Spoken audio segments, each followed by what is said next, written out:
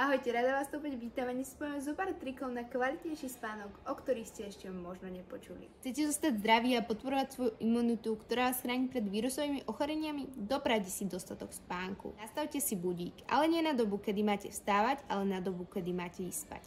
Ako náhle zazvoní, budete vedieť, že je najvyšší čas ísť spať a skutočne budete spať potrebných 7 až 8 hodín. Do postele už jedine v ponožkách. Ponožky do postele sú ideálnym riešením pre všetkých, ktorí majú neustále studené ruky a nohy.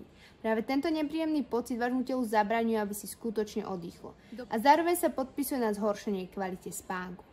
Pocit teplých rúk a nôh vám naopak pomôže rýchlejšie zaspať. Dajte si k posteli zápisník. Ťažko sa vám bude zaspávať s hlavou, ktorej víria stále myšlienky. Preto ak máte pri posteli zápisník, všetko si tam hneď zapíšete a s čistou hlavou sa vám bude určite ľahšie spať. Už viac nepočítajte ovečky. Určite si už počuli o tom, že ten, kto nemôže zaspať, mal pred spaním spočítať ovečky. Skúsali ste ale namiesto ovečiek počítať čísla? Ideálne je začať s odpočívaním od čísla 300 až k 0.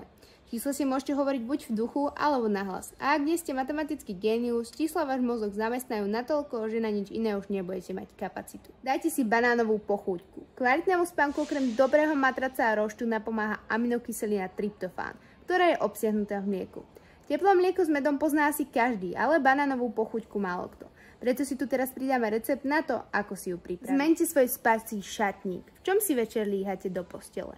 Ak spávate v nohaviciach, zvolte také, ktoré nemajú príliš tesnú gumu a vrecka. Môžete vyskúšať spať aj bez pyžama. Telo dokáže lepšie regulovať svoju teplotu a podporuje tak nielen rýchlejšie zaspávanie, ale aj chudnutie. Verím, že vám prostredníctvom našich tipov a trikov zlepšíme kvalitu vášho spánku a rada vás uvidím pri ďalšom videu.